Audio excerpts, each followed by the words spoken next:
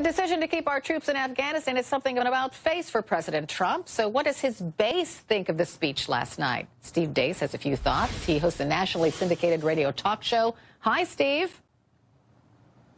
Hey, good morning. How are you? I'm fine. Nice to have you here. I just wanted to read some tweets that you sent out last night after the president's speech. Here's one of them. Quote, when I get to heaven, I'm going to ask Jesus why President Trump made and then kept Tillerson as his Secretary of State. And, Steve, you also tweeted this. Why I want our Afghanistan efforts to succeed, but doubt they will. Okay, so that's a pessimistic viewpoint. Well, let's start with the second one first. I mean, the president articulated a vision last night, and then you have Rex Tillerson go out there and say, well, you know, maybe the Taliban's not that bad and we should negotiate with them.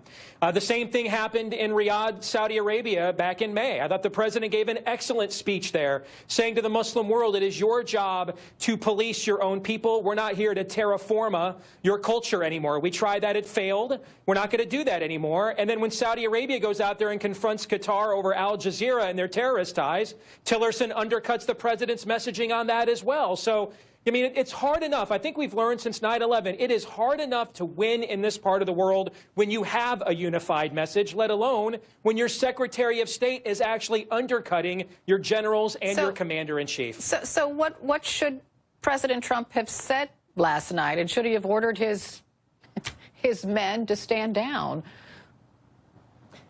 I think that the president needs to have a serious worldview conversation with the State Department and with his Defense Department and find out, why is it a problem that we turn our back on Afghanistan? They're like a child. You know, we turn our back on this child for a moment and they're already bad things. Why? What are the systemic, endemic problems culturally in that part of the world that have been going on and have been problematic more than a millennia before the Pilgrims jumped on the Mayflower? The president said he really studied this issue. He went to Camp David. He sat down with the experts. He sat down with his generals. And he came up with this strategy that he admits he doesn't really like, but his hands are tied. He was honest. Well, see, that's the thing. I don't believe it's a military problem primarily. I think it's a worldview problem primarily. Let's say we go in there. I mean, I've run into some conservatives today. They're like, hey, this president will take the gloves off from a rules of engagement perspective. Okay, let's say we do Kabul like we did Dresden in the spring of '44. And let's say we just level the place. Who takes over? Who's the Nasser? Who's the Ataturk? Who's the al-Sisi? Who takes over? See, we never answer that question. We think sometimes it's the Arab Spring / Muslim Brotherhood. But isn't that nation we think it's building? A gangster that we choose, and that never works. Isn't that nation building? The president says he doesn't want a nation build. Nation building is when you stay there forever trying to find who those people are in real time. What we need to do is figure out in advance who are the actual allies. And the fact that think about this, Carol. All right, October of 2001 is when we first invaded Afghanistan.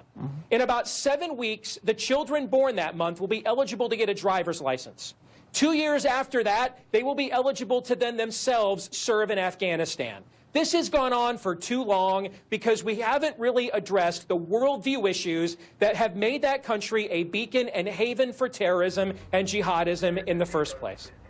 So I'm just curious, what are most of your listeners telling you? Do they agree with your worldview? You know, it's funny, I took a Twitter poll on this 2 days ago before the president's speech because I wanted to know what our listeners and viewers at CRTV, what they thought before he spoke. It was 92-8 against doing this. 92-8. Now, I would imagine if I took it today after the president's speech, you know, a lot of our people, they want the president to succeed. They're patriotic Americans. It might be more 50-50. But I go back to the previous guest you just had on from the Brookings Institution, who's more to the left of most of me and most of my audience. But what he said there, I think, is just chilling. The idea that we have no idea of what victory looks like. We can't articulate what victory looks like. We can't articulate what winning looks like.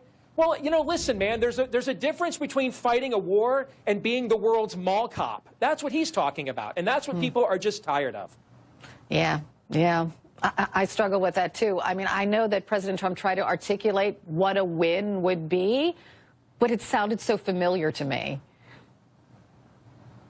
Well, it's because we've heard this all before because we don't want to address the fundamental worldview issues. The previous president When we had a Nasser or Ataturk sort of figure arise in Egypt with al-Sisi, he actually sided with the Muslim Brotherhood / Arab Spring instead. That was a disastrous decision.